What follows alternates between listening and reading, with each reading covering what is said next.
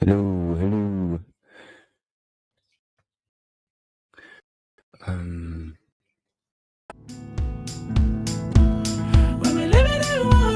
Disbanded now, yeah. but then I get again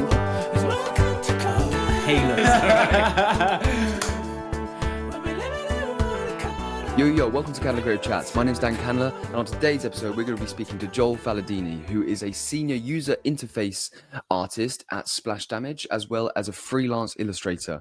Joel recently came and collaborated with us at our recent Unbound Perspective event 2.0, where he provided his incredible skills as an illustrator and as a digital artist, and collaborated with a muralist to create a combined artistic wonder. It was really quite amazing, and to see Joel in action doing his artistic skills live at the event was really quite amazing, and I'm really looking forward to speaking to him today about his artistic journey, his creative identity, and we're also going to touch on AI and where he feels the direction of AI is going to be going into, especially as a digital artist, with everything, with all the new technology that's coming out with it. So without further ado, I'm going to invite Joel into the room, and we'll get started. Cool. Yo, hello, Joel. Hey there, here we are. How you doing, man? It's great to have you on. Oh, good. Hi, Dan. And thank you for inviting me. This is super exciting. Yeah, sweet. So we'll get straight stuck in. I gave a little bit of an intro about what you currently do and your kind of job roles, but I know for a fact you do so many other kind of digital art-based kind of like talents and different creative kind of things. So let's just give us a kind of like a brief overview of who is Joel? Who is Joel and what do you do, sir? Yeah, I would defend myself as a craftsman because sometimes, especially with a lot of like creative people in the industry, oh, I'm an artist. Oh, what kind of artist? Like, I do loads of type of things. Like, there are mostly, of course, visual, and they are definitely more towards the digital aspects of it, which entails animation, interaction. I've had luckily a lot of opportunities in my career to just stumble on technology emergent stuff when VR, Oculus, Vive, all the headsets and all the first approach with the SLAM technology when we first started meddling with AR, all stuff that currently is still going on, is still going strong, but that stuff that was done 10 years ago, and I was already kind of playing with it. I was like, oh, let's see how it goes. And to see a lot of those things still reiterating now in a lot of industry, it's amazing because it does feel like, I was there at the start. So this is so cool. And yeah, I'm a very curious person. So of course I have, I would say, normal roots. Like I did what was supposed, like, because I come from Italy, and let's say every kind of artistic journey in Italy, it's not really, how you say, believable, because there are just a few high-tier schools that allow you to kind of go for that career, and after that it's like, let's make it up as it goes. So the first approach isn't that life just make up as it goes? Yeah, absolutely. But if you want to be an architect, if you want to be a doctor, there are a lot of like set paths that your parents did or a friend of your parents did, but with artistic figures the aspects narrows a bit. Now it's a lot better. So what I'm talking about is mainly like at the first approach towards digital art and stuff, there was really no path. Now you have like so many tutorials. You have like things that you can handle like in 5 minutes on a TikTok, and you just learn how to do something, and it's amazing. I was there when none of that shit was going on, so it was a bit more tricky, like even as a school path. So yeah. What made you want to get into that world then? Because if you're saying you were going into AR 10 years ago, when 10 years ago I had no idea about any of that kind of technology, and like you said, like it's everywhere now. So how did you was there an initial step to go in towards that kind of that way, or absolutely. Yeah, of course, there was like curiosity because I've always loved the video games, and video games are always been the first ones to, together with military, to approach new and challenging technologies, want to tell stories in a different way, and but again, having no kind of institution or kind of network in Italy, it was really hard. You had to dig on the internet, find collaboration, and one of the first things that came in my life that made me think, okay, there is a way to actually enter this world was a global game jam, which is an event that happens every year. I mean, game jams are just something that happens all over the year. You have many types. You have one that happens during a train trip. So, you hop on this train and you just find the people whom you're going to develop a game during the train trip.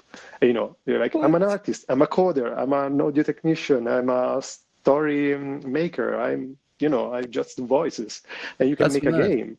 Wait, Yeah, so there are you're so many. you're on a train, Yes. and and the train is specifically for like different coders and game people of like games or whatever, and like It, you. it's just a journey. So what they do is like they rented like three wagons. I don't know because this was like a few years ago. So Mm, now it could even be bigger. But there are so many types of game jams. There are some that are even made as a sort of like in a resort. So it's mainly like mm, about bringing people together. mm, Universities do that a lot. And yeah, again, the Global Game Jam at the moment is one of the most famous because it happens at the same time across all the planet, which with, time difference, how you do it. You have a bit of delays between how each jam starts, and you're not supposed to talk about what's happening on your side that's because insane. it's so cool, man. And I've never that heard of up. anything like that. I've never heard of anything like that. That's so cool. And if you think about it, it's just about putting out a bunch of creative people, talented Mm, people of many degrees, of many backgrounds all together and making something up from scratch. mm, And it's such a wholesome experience. Also very tiring because it's like 2 days or 3 days working non-stop if you want to, achieve something. Some people give up, some people try until the very end, some people have the project failing, but they present at the end like just slides of the game and this is what I would have done. But mm, it's such a great experience because even in your shortcomings, you're gonna learn. You make mistakes that you're not gonna make the next time.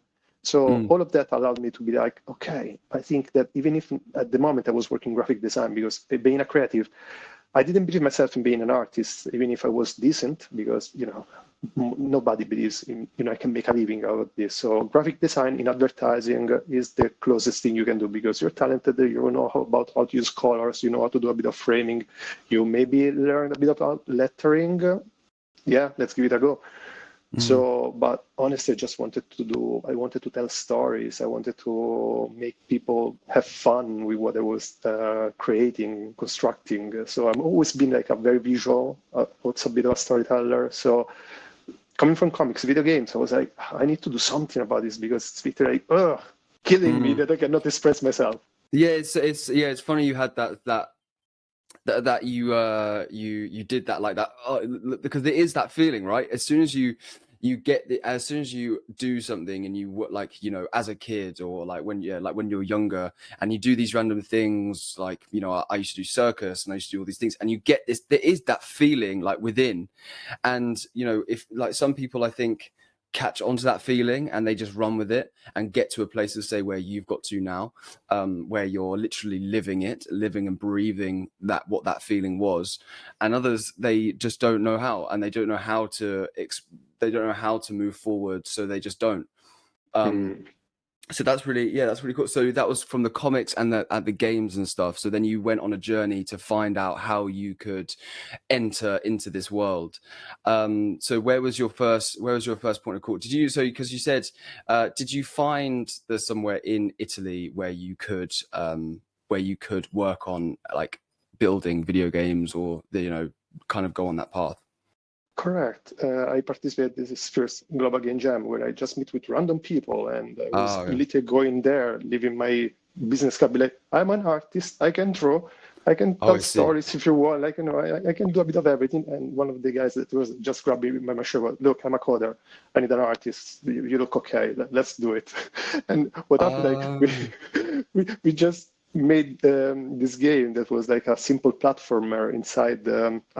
So the thing is, how a global game jam works is like at some point during the event, they give a theme. And you make a game based on that theme. That time they do a bit of a presentation. They're like, the theme is like Heartbeat. And we're like, oh my God, what should we do? And we were like, oh, we could do this. And I was like, okay, guys, let's do something simple because it's my first game. You've done just small things, so let's not, go beyond what's our possibilities. So we made a very simple game inspired by, I don't know if you remember Braid. It's a platform game that on its own takes heavy inspiration by Super Mario. And, just a simple, like one screen, this character is just jumping between platforms. And the issue is like, the story was that you were the son of a evil scientist that was about to dominate the whole world through those massive robots. He wanted to conquer the world through those massive robots. But, he disappears during one of these crazy projects, and you're like looking for him, and you're like, where is my father? He left me notes. And what happens, like you go exploring the insides of those robots and fixing them. So basically what you end up doing is fixing the heart of those robots, and so that their engine, and they can work, and then it gives you trace of the next project of what your father was doing, until you reach the end of the game where you fix the last robot and you discover that your father had a bad incident and lost most of his body. And he made that last robot as a sort of trap. So he overtakes your body and he uses your body to conquer the world. So it's a very sad story about you looking for approval of your father, but in the end it fucks you up. All of this in 2 days. Yeah, it sounds very upbeat. No, But, no, that's so interesting. Because I was trying. That's what was going to be my question about the game jam, what it actually involved. Because to me, when I hear game jam, I hear a bunch of people playing games all around the world. But you're saying so people meet. And so, like you said, like coder will find an artist, and within those 2 days or within the time, you have to create a game or create a thing from scratch. Yes, absolutely from scratch. And graphics, sounds, mechanics, story. Some people even manage to do a trailer. I always make up a trailer for it. So like it's a lot. It's so high pressure, but it's so good, man. It must be such a good way to develop your skills in a short space of time, because you have to be you must grow so much, right? And that, I mean, I guess you could say that for anything really, like getting chucked into the deep end and having to deal with those anxieties of having to create something like nothing. You know what I mean? And you're also on a timeline. Everybody has kind of your same goal. So there is a bit of that energy, a bit of that peer pressure, and a bit of like, I would say, competition a bit. But at the same time, why even enter in the video game industry? Because at some point in your heart, you have that bit of arrogance. It's like, I will do that better. I will do this differently. And that's the thing that fundamentally makes or break for a lot of people in this industry. Like your desire to do better or to imitate something you loved. It's see, this is why, like, statements like that is why I want to build this community of all different types of creatives, because even like that can be translated into every single field. You know what I mean? This slight arrogance or even ego, because you want to be better, and you can be better, and it's this constant it's this constant game of life of just constantly trying to be that one step further. Oh, you know what? Like, I reckon I could do what that guy did, but like maybe that little bit better. I can maybe like just tweak it to maybe do it like this, and you know what I mean. So it's so translating into everything, I think, and everything we do.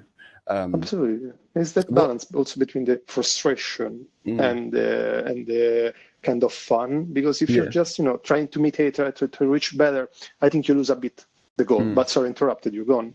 No. I've kind of done that. I was going to bring you on to your kind of current career path and your career journey, because it's amazing that you went on that path into wanting to get into the gaming, but now you're kind of in that world, right? You work Absolutely, for, big because time. yeah, which is nuts. And you work for a really amazing company, which I actually had not, I didn't, that's why I was going to ask you, because I did it in the intro, but I didn't really explain what the company was because I was a bit, and I thought I'd leave that to you. That's all right. So Splash Damage. That's Correct. yeah. So tell us a little bit about Splash Damage, and you're a senior user interface artist. Correct. Like I said to you before we started this, I don't really know what that means. So It's okay. Can totally explain about both. yeah. So yeah. What's what do you do? Yeah, for me, Splash Damage is born out of it was one of the studios that are born in a garage, basically. It was just a bunch of dudes playing games, and they were like, we could do this a bit different, a bit better. So they started making mods of a game that was very popular years ago, like Quake. It was a competitive. And what's so? Sorry to interrupt. And what is just quickly have a quick explanation, just if people don't know, what's a mod? A mod is a modification of an alteration of a product. So if I make a mod for a game that is a first-person shooter that is like about survival, one of the most famous mods games that were modded was this military heavy simulation military game Arma, where you could build your weapon and you will have to make sure you have the right temperature, you are patched up if you have any kind of wound. And the issue is like, oh, this game is so cool, but you know what would be better in it? Zombies. And that's a mod. And that came up as a whole different genre and a whole different game years after. So what they did at the time, they were making mods for this game and maps, and they were like, you know what, we could do a bit better. We could do a proper game. We have the knowledge. We love first-person shooter. We love playing with our friends, and they made up a whole portfolio, keeping up with the whole Quick franchise, and evolving and expanding at the reality that they are now, which is absolutely crazy because they worked on Batman, they worked on Batman Arkham Asylum. Or Arkham Knight. Yeah, and sick game. I've completed it like 2 or 3 times. Amazing. They work on the Halo franchise, on the Gears franchise with Gears Tactics and Gears 5. And most recently, we're working on 2 projects. One is out and about, is about the next Transformers game. Can't talk too much about it because it's all under the wraps, but the title, people know that we're working on Transformers, and it's going to be a big game. Whoa, that's really cool. Because is there a Transformers game out that's, I know they, I suppose you can't really talk much about it, but I was going to say, is it kind of going to be like, because there's this new kind of graphic or like vibe of video game, I feel like kind of like Batman and like that kind of that that vibe of like fighting and then going on those particular missions. Like, is it going to be kind of like that, or like RPG? Oh, is it going to be like RPG, like where it's of course I cannot speak about it. It's mainly like you have to check the company, what we are good at, and then make your best guess. Sadly, I don't want the Hasbro ninjas come to my house be like, it's an FBI. Yeah, I thought we were going to get exclusive games. No, sick. Oh, that's really cool, man. So how long have you worked? How long have you been so senior user interface artist? Yes. So yeah, about that. While I was doing, my first games, like I was doing everything. I would do the environment, I would do the animation characters and the interface. What I end up really loving of that production was the interface, because I love all the art stuff, but there was just something different of making those icons, because user interface fundamentally is what you use to interact with any kind of application. On WhatsApp, on Facebook or on Instagram, you have all those icons. And I am the person that designs how they look, how they feel, how they give you like a sort of like reward when you use them, the interaction, the animations, how when something has to catch your attention is highlighted, how it's bigger, how it's brighter, how it contrasts with anything else in the environment, in the interface. So I'm the person that designs that, not the person that at a lower level designs the structure. That's a UX designer, so user experience designer. But we work really close by, so it's a lot of back and forth. And I've done user experience design on my own, because when after that little game jam thing, I actually created a studio with those two guys that I've met that day. And we went in Scotland to build our own studio and actually develop video games on our own. And we did that for 1 year. And it was nuts because I literally left everything. I left my well-paid job as a graphic designer, my life in Italy, everything. I was like, I need to pursue this because this is my calling. And if I don't do this now, if I don't give it a shot now, when? I'm going to regret this. So, yeah. It burned out me big time. It was 1 year of glory and pain. I wouldn't exactly do it again, but it brought me where I am now, which again is nuts because the first 6 months were great. We sold our first games. I was like, it was unbelievable. We literally making something from scratch and selling it. It was like just flash games, so not in measure, but it actually made us more confident, and we actually approached big companies with the project, because while we were working on small things, we also had like some pet projects that could possibly become big games. And we were in contact with Square Enix because we love Final Fantasy, right? And we were like so confident to be able to do the next Final Fantasy Tactics. And we had a whole project mock-up trailer, which is still on the Square Enix Collective website, which was a project in which Square Enix would invest on projects for their marketing. And marketing is like a big time. They were basically doing a sort of Kickstarter, but it was mainly about the approval of the public. So once we had like screens, videos and such, we got on their platform. They promoted us and we actually passed their test. We had like more, I don't remember now the numbers, but it's like, they were like, oh, if you have these thousands of people saying we want the game, we're going to help you both develop the game and making the marketing. The problem was like the coder that I talked to you, he was a genius. I wouldn't have gone on that journey if it wasn't for him. It was like little like Mr. Robot kind of creativity and talent. So as soon as I had an idea, I was like, what if we do this? Because I'm kind of an idea guy. What if we do this for the gameplay? It will like overnight, it will just, make it ready for the next day. And I was like, fuck, that's nuts, because honestly, it takes so much to build that kind of experience. So thanks to him, we had this kind of drive. But at the same time, it was, if he wasn't feeling cool about the project, if he wasn't feeling excited about something, he would just drop it. And that's what happened there. After working on the thing for 4 months, he was like, oh, you know what? I want to do something bigger. I want to do something more because I'm that good. I'm this good. I was like, okay, it's almost like if I was working with Ferrari, we designed a car and Ferrari was like, yeah, we're going to make it marketing this car and it's going to be a Ferrari. Do you want to work on this? And you're like, yeah, of course I want to. And it was like, no, I want something bigger than Ferrari. I want to make something for Pagani. So we had to put the project on ice and start a new one. And it was, again, great, fun. We got on Kickstarter, got into the whole marketing. And we actually failed the Kickstarter, but we got like to 60%, which is not bad because then we discovered how Kickstarter works, which is you go on Kickstarter when you already have a marketing budget, a marketing plan, and also a few shadow bakers, they call them. And they're phonetic companies that are there to tell you what to do. And they usually also give you half of the funding as a shadow funding. So nobody knows. So a lot of Kickstarter projects, you go there and you think all of these are people that are just pitching the money. There are a few projects like that. But most of the successful ones, especially when they're small, there's someone else helping big time. Because then that's why you get the Kickstarter like 200% funded and all that kind of stuff.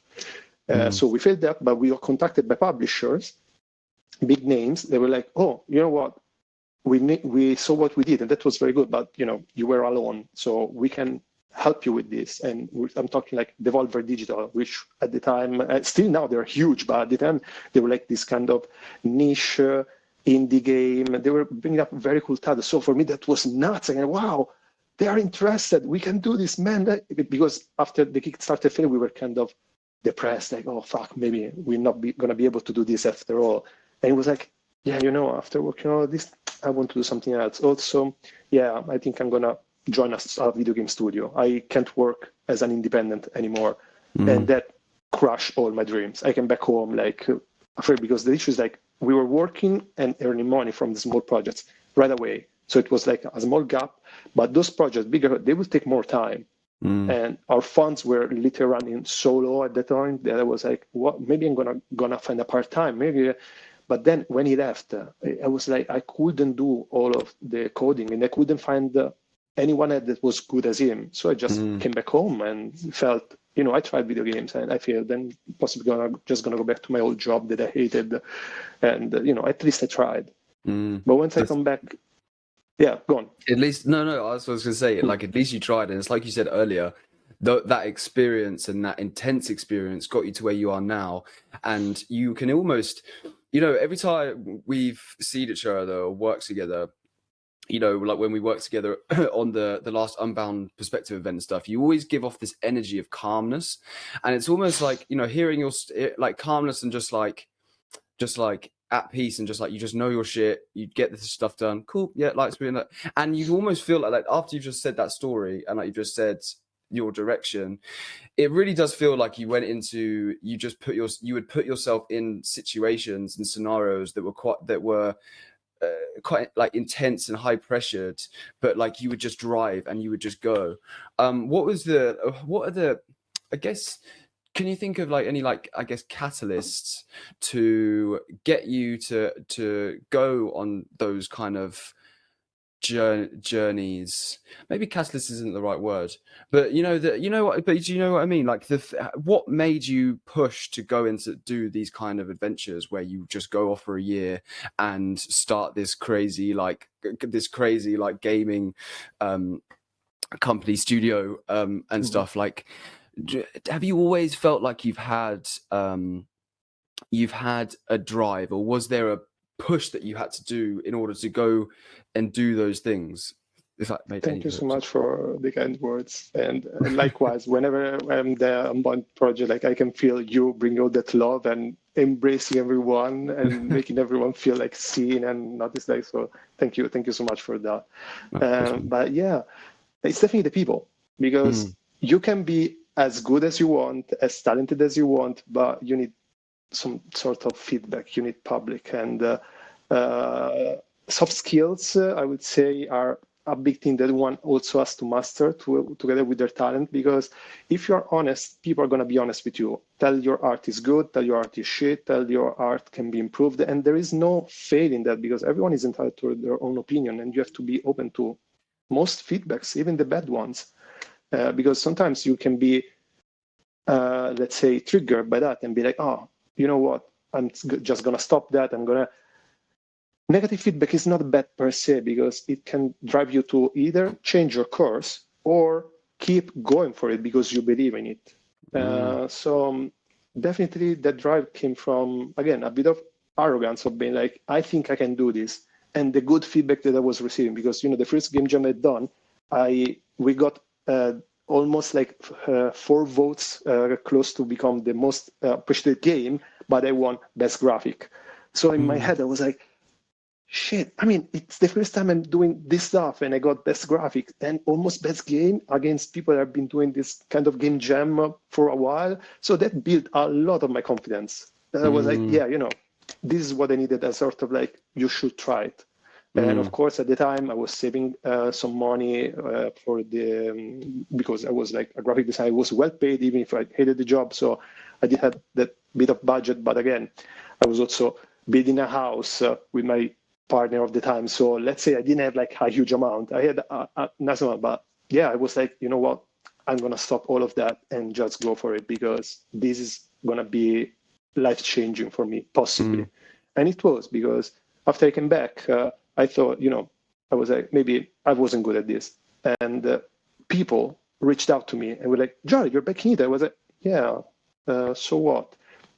Yeah, because we have this project with these guys, and, it's going to be about VR. It's going to be a bit about gaming. It's going to be augmented reality. And I know all the stuff you've done while you were away. We've seen you growing and doing so much stuff. Like, why don't you come for an interview? And I was like, oh, no, man, like, I don't know, like I've tried. I think I'm just gonna go back to the old shit, because I don't want to be heartbroken again. Plus, don't want to make this a sub story. But when that project ended, I also was diagnosed with MS. So honestly, it was such a low down, like everything felt like my life was basically destroyed. I felt like, but in that moment of pure darkness, that message of this guy I just worked on a gig randomly years before made me kind of believe myself a bit. But at the same time, I didn't go for the interview.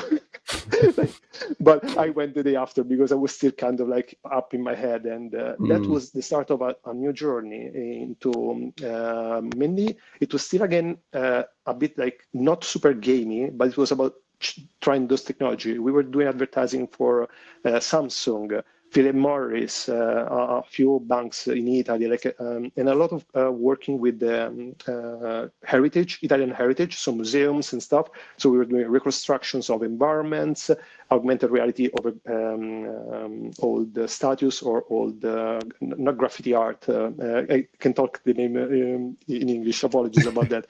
But maybe do it in Italian. And I'll try and translate it on the thing and do like a. It's like, pictograms, like a lot of things that were like mainly for promotions, events, and that also made me grow so much because I got into the agency as an assistant, and within 2 years I become the lead artist. And at that point, I was talking to clients. I was literally having meetings and doing a lot of the business stuff, but I wasn't still doing gaming. We were doing little projects, on the side, because the issue in that environment is like you want to have funding for your projects, but you have to do the gigs. You have to keep doing the gigs for publicity and for money. And my two bosses at the time are so freaking good. I've learned so much from them about selling myself and also about bullshitting people. I know it sounds bad, but sometimes you have to either oversell yourself or just make something on the spot that sounds appealing for others. And that's a huge deal. And you don't learn the stuff until you face the struggle, until you put yourself in that uncomfortable situation or discussion where you're like, I don't know how to answer this. I'm going to give it a try. And of course, there's going to be fails, but there's also going to be gains. And I was really lucky in that environment because all of that in the end rebuilt a bit that confidence that I lost when I was in Scotland, because I was honestly like, I needed to rebuild myself as a figure. And then after 4 years of that, I was like, what I'm going to do. The company was it was in a bit bumpy situation at the time. So I was like, this is the time to try this. And I've did 6 months of as a sole entrepreneur to sell myself as a UI artist. I managed to work thanks to a connection that I've made for Project Cars, Slightly Mad. The company doesn't exist anymore, but for a time, and that was my first connection with the proper gaming industry. And I was like, okay, simulators. The world of simulation is definitely a niche market where a lot of those games have bad user interface. Like you go in a simulator and they're not really, they could be nice, but they're not great. They're not exciting. So I was like, you know what? I can go there and make a simulation game exciting if I want. And that's where I thought, sorry to cut you off, Joel. What was the year when you started doing all of that stuff? So that was like simulations. 5 years ago. Exactly. 5 years ago. Okay. No, actually, no. Sorry, it was 2018, 2019.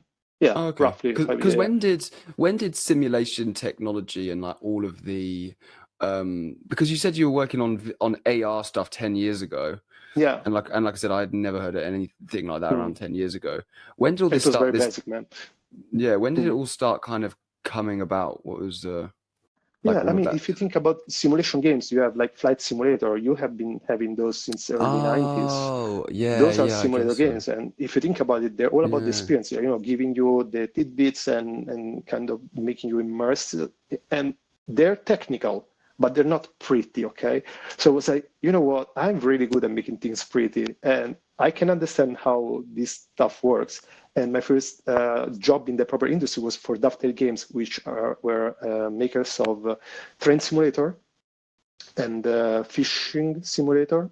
That now they both got rebranded. And when I first joined the company, honestly, I wasn't neither a fan of trains or fishing, but I was like, this team, these people, they love this stuff.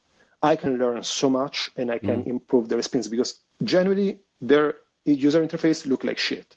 I looked at their games, I was like, man, I'm not into the game, but the UI is really a put off.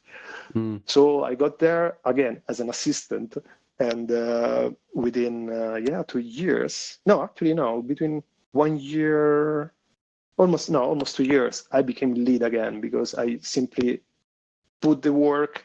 I was there and showing, because it's really like a tricky situation because you get there and you're like the new guy and they want to listen to you, but of course there are all those systems, all those people that don't know you, and you want to change things because you're like, I have a better idea, but you also have to be very smart in how you propose your idea. So there was a lot of pushbacks at the start, but eventually I also learned how to serve a better vision to their needs by being around them. I got a slightly bit more excited about trains and about a bit more about fishing. So now I know very weird, odd things because those people are really passionate. You have emails from players of that environment, of those franchises that send you an email about, the gulls of this fish, they're not really precise because there is a slight fade at the end. And like, okay, we're gonna fix that fish for you. Yeah. Or that panel on the train, there are like actually 4 bolts, and one of those bolts is hexagon instead of like, yeah, we're gonna fix that for you. Yeah, it's so true. Actually, I do. Every time I look at a game, I look at a game, especially like now. You look at games back in like when it was all pixelated, like even Gears of War and Modern Warfare 2 and like all of that stuff. And you look at the games and it's so unbelievably realistic. Like it's actually so insane. And you do think like, especially like Warzone, which like Call of Duty Warzone, and you look at, and it's literally like, you got to think like every single like nook, cranny, bolt thing is like created, and like I didn't even think about the shading side of things, of how the light coming from it's just mad. Now I wonder, I guess this could actually technically bring us on to this next topic that I want to speak to you about, which is AI. Now, do you what is your thought process on AI? How do you think it's do you use AI for those kind of things? Like, because I almost imagine you could use AI to for like the placement of where the sun would be, so the shadow would be here and like that. I don't know, I'm just kind of making something up. But do you implement AI into your work? Or have you been using AI more so in your work? And where do you think it's kind of going, or what's your thought process on that? With it as a digital artist, that's because it's everywhere. So even a plumber now has to be concerned about AI. So it's everywhere if you allow it to be. Yeah, in my industry there have been a lot of talks and a lot of drama, a lot of solutions, a lot of situations in which it can apply. I would say in my specific job field as a user interface designer, artist, for mobile assets, so interfaces for social networks or audio player, like any kind of app, some AI are quite good at simulating what it could look like. The issue is like, what is the tricky part of some interaction in apps is the animation and the fidelity, how even the accessibility of it. Like I was telling you, like sometimes you want something a bit bigger, something a bit brighter. You want the home button to be placed there, or the issue. So about that stuff, AI is still not quite there. They're quite good at coming up as a sort of, you will use them more for a sort of mood board to get a bit of inspiration. There are a lot of AI projects out there that claim, you can have a functional AI produced project that fundamentally fills all those elements like you need. Yeah, of course, because we have a lot of basic apps out there that work all in the same way, but you're gonna end up with something that looks exactly like the other things, and that won't get you a job. That won't get you a gig. You wouldn't look different in the market. So I still think that in any creative field, especially high tiered work. I'm sorry, I'm not talking about small project, because for small project, like if you have a restaurant that wants you to design their app, they possibly could get away with just something AI produced, because there won't be much of a call for creativity. It's just has to be functional. The owners don't know anything about, user interaction. They have made no study. They have no whatsoever interest even in studying palettes or accessibility. So they'll be like, yeah, make something that is serviceable. So for those kind of gigs, sadly, could be lost. Higher tiers, jobs, higher projects, no, you still need someone with talent, and there's going to be an art director that checks your work and be like, you can be as all the others, or you can have something more distinctive about your voice. And that's something that came up when I was teaching user interface design, user interface arts, and concept art for the university. I did that for 2 years. A lot of my students were like, yeah, I want to make my portfolio to work in the game industry, or I want to work in the movie industry. What should I do? You do the homework. You check at least 10 artists that you think resonate with you, or that you aspire to be. Because let's talk simply, like, there is a lot of importance in knowing what you want by emulating, because also those shortcomings you're going to face in emulating someone that is supposedly better than you or that inspires you, it's what's going to make your voice. And that's as an art director and as a lead, as a being, I was looking for that in the people that I work for, and in my students as well. I was like, look, you can do things really pretty, but I still need to feel what you add on top. I want to hear your voice, but of course it's a visual thing, your identity. So that helped me a lot, even to this, because in a creative industry, you have a lot of types of artists. I had the ones that were like more with dark themes, ones that were like, oh, I want to just make things pretty, like like Riot games do, League of Legends and stuff. Others were like, oh, I love Assassin's Creed and I love that kind of concept art and I want to do that stuff. Okay, do your homework, check what their approach like. Is it more cinematographic? Is it more close to, you have to check the DNA of the company and then check how you resonate with that and try to do your best. And then where you find your limits, try to do something creative, try to find a solution that just makes sense for you and see how it goes. And that worked really well in that kind of environment. So I diverge a lot, but yeah, about AI. Yeah, of course, it's an issue. It's still not quite there to take big jobs, but the small jobs, yeah, very likely. And that's very sad, because how do you get into the industry without doing the small gigs? It's very complicated. So now it became a lot about coming up with projects that matter to you and where you can showcase your strength. I mean, even my first job, like I told you, it was about this company that made simulators.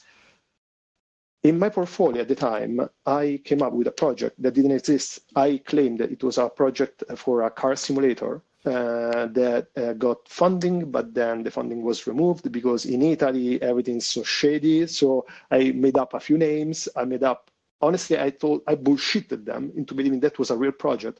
But what they were interested in wasn't that the project existed, it was my design for the projects. And those designs were sound. Those designs were good. They didn't care about their story behind.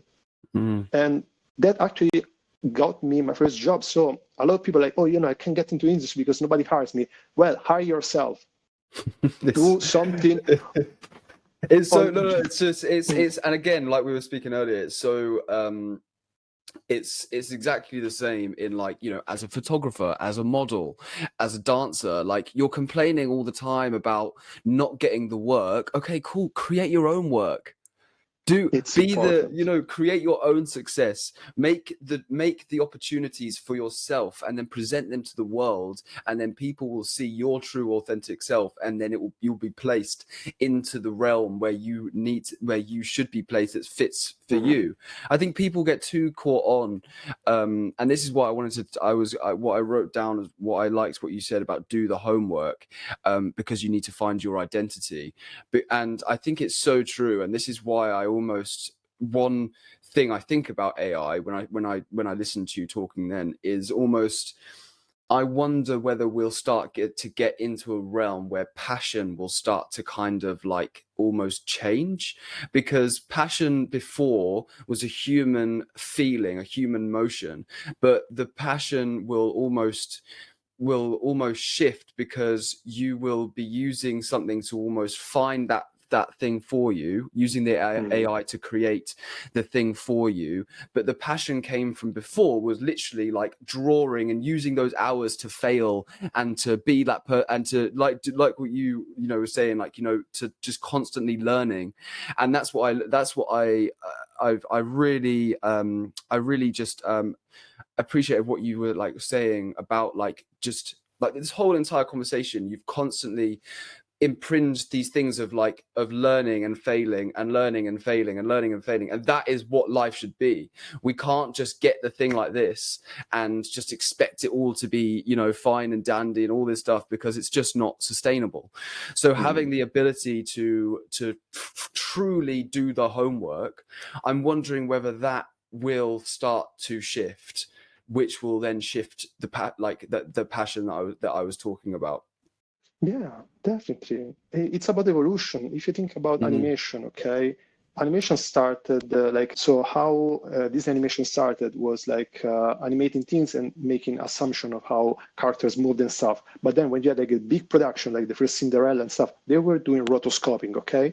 So they were literally filming actors with the costumes, look-alike, like the characters, and those you can find those in several documentaries. I don't know if they're all on Disney Plus, or you can also find this stuff on YouTube. And you can see how they were literally like drawing over actors. So after all of that sadly has been lost. I mean, you still have studios that do rotoscoping or they do mock-up. So, but all of that evolved, okay? Because once you had the 3D animation, you know, with the first Toy Story, people lost their mind. They were like, "Oh my God, we're gonna lose jobs. This is gonna be, this is gonna kill 2D animation." Partially true, partially not, because it's just gonna open a new job, a new field. There's gonna be improvements that have to be done in that field, which again, it did entail human interaction and work. So you will have to learn new things, and it's scary when, you know, the things you were confident in, the tools you were confident using, now they're outdated, and you're like, "Oh my God, I'm left behind." Well, that's about everything in life. If not, we would still be reading stuff out of freaking stone tablets. But I know, I do agree.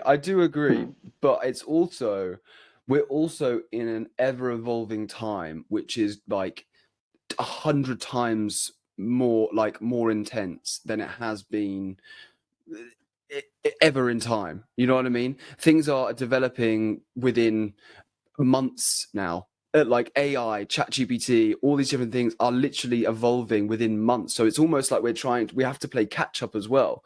So like, I'm wondering whether that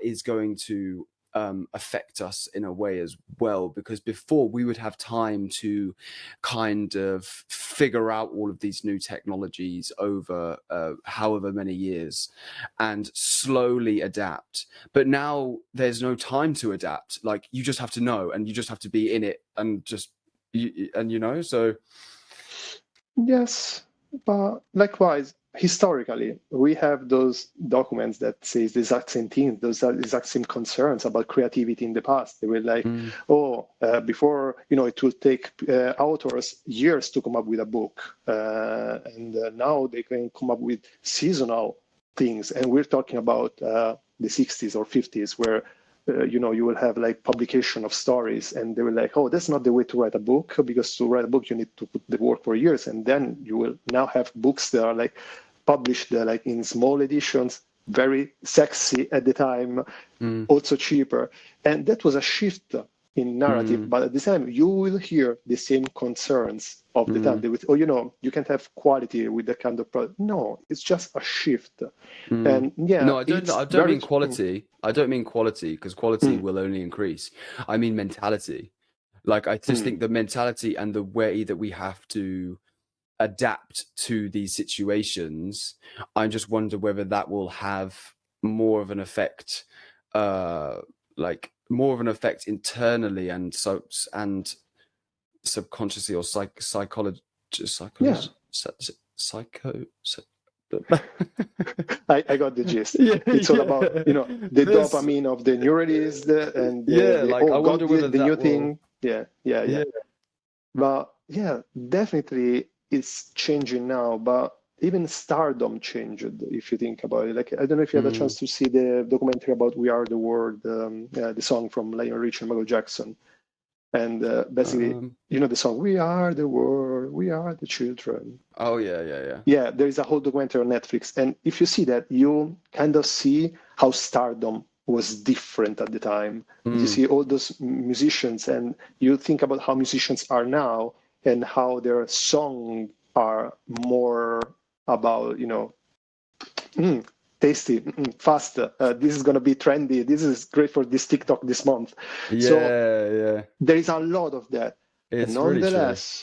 nonetheless, quality stays. That's why you still have people going for film cameras. That's why you Mm, have still people looking for 2D animation. That's why Spider-Verse at the time was so groundbreaking, because it was the perfect blend between 2D animation, technology, 3D, and it was just freaking beautiful. So it can, but at the same time, requires work, requires mm, change, requires challenges.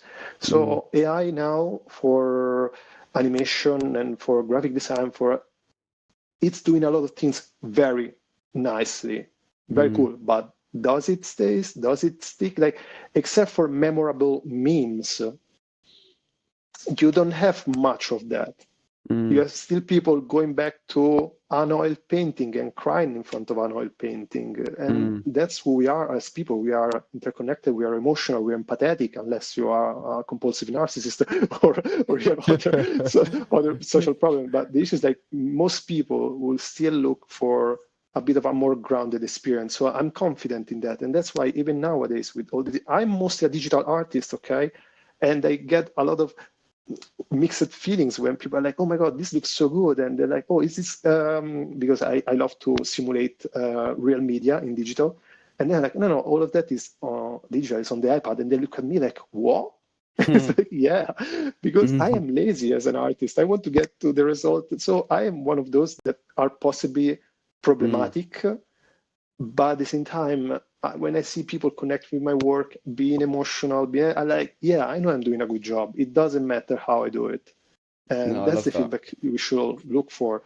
And I get change is scary and it's annoying, and Mm, you are afraid of losing the little bit of progress you've made over the years.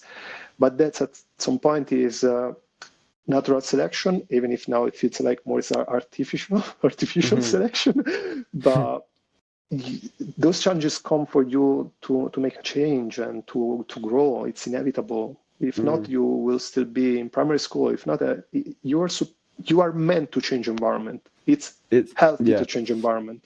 It's something I've been something I've realized, especially since doing like the community and stuff, is I've realized myself a lot more. And I had this realization, I can't remember how long ago, of how when I was a kid I was so scared of change, like so to the brink of like anxiety, panic attacks, all these different things. Whenever there would be a slight change because it was uncertain. But now I live in a world where uncertainty and change is every second of the day. Like I have all these different creative, all these different creative professions, and running the community, and it's so uncertain, so it's almost like I've gone from the opposite of what I was Hmm. as a kid. And I think you're right, like I've been saying, like I think as soon as all of us can understand and be comfortable with change, change is evolution. And every single thing on this planet, every single thing in the universe, every single thing is constantly evolving. So once you're at one with evolution and with change, you are in the natural um progression of existence. That's almost like how I see it. So you're almost being one with nature by allowing any kind of change to happen and be comfortable with that. Absolutely, and it is quite scary. I get it, and that sensation of being afraid. It's nothing too strange because it comes from your predecessors. Look, it's very simple. If before you, your parents didn't mate, and before them, their parents didn't mate, you wouldn't be here now. So you are aware intrinsically of how delicate this equilibrium. So change, it is scary because by a different small change in the past, you wouldn't be there. And with every change that you make today, you can't make a proper estimation where you'll be tomorrow, but that's part of it. That's part of the beauty of it. And you need to kind of be a bit hopeful and also be a bit, aware that, yeah, you can fail and it's going to hurt and it's going to be scary. But eventually you can only learn from it, because if you just stay in that place of darkness and uncomfortableness and doubt, which again can be great for artists, but don't stay in there too long. Stay in there. But stay in there. Take what you need to take from that anxiety and that dark place, and then fucking get the straight out of there. That's how I almost see it. That's like because my anxieties to me now are my biggest superpower, because I've learned to figure out what I actually need in those times of when I'm feeling anxious. I like almost sit and I almost tell myself, okay, right, something's happening. What the fuck is going on? What am I feeling? Like, why am I feeling these things? Okay, and then I start to list, and then as soon as I have like that like in my body, when I've said something in the list, I go, okay, cool, right, we're onto a track here, we're on something here, right? So what is this? So something needs to change within this space, or I need to combat this and step into an uncomfortable zone, which will then progress me again to my next evolutionary phase of who I am as an individual.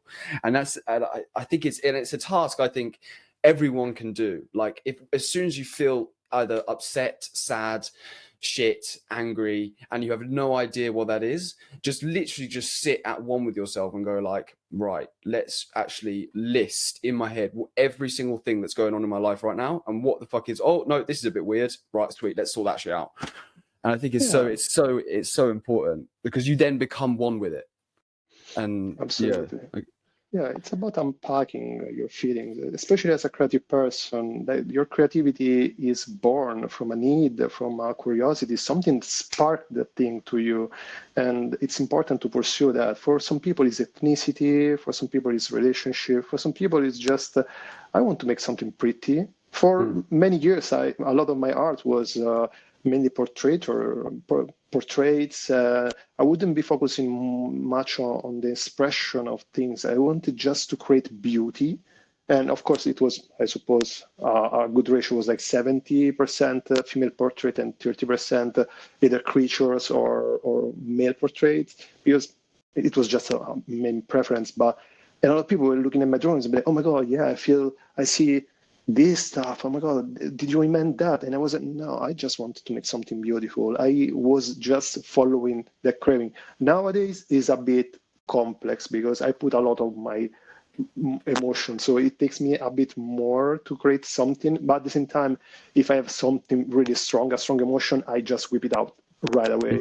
So it's an evolution as an artist for sure. And in my job, it's different, because what I do as a job is definitely a lot more in a sort of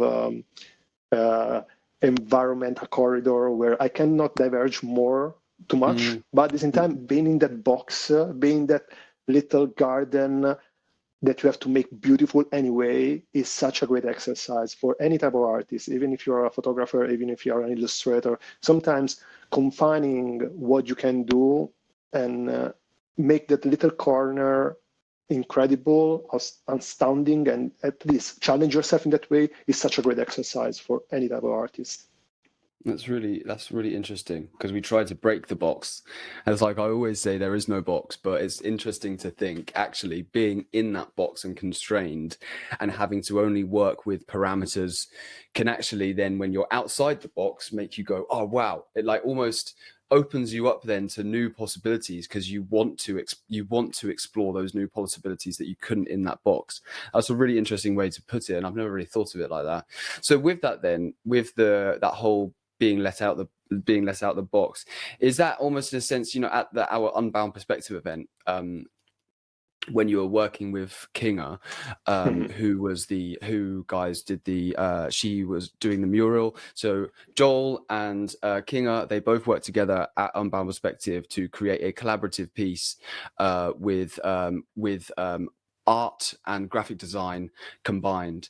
And Joel was creating loads of like really cool like animated characters and like filming on his phone and implementing them into it was so insane, bro, and we got such a good like response. Like everyone was literally loving it. Is that almost like how you felt then, like that you were let out the box and you could just do your thing, man, and just create, and like whatever the vibe and the feeling you felt within that moment, you would just like, is that, because I never really got to speak to you properly about that experience, because obviously I was hosting and interviewing and all that different stuff. So how did you find that experience working with, say, an artist? And had you ever done it with something like that before? Yeah, when we first discussed about this and you pitched me the idea of working with a mural artist, to be fair, it ringed familiar to me because it's something that I've done when I was in Italy with with that company where we did AR projects. One of those AR projects was to work with popular wall artists, like big stuff, guys that get gigs from Michelin, Nike, and those guys that like filled whole buildings fundamentally.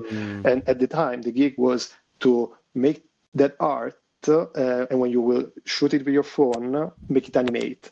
So there was a lot of very close interaction that I had to have with the artists, because of course I'm going to work on their art and I'm going to alter their art. I'm going to make some addition. I'm going to make them move. I'm going to make them blink.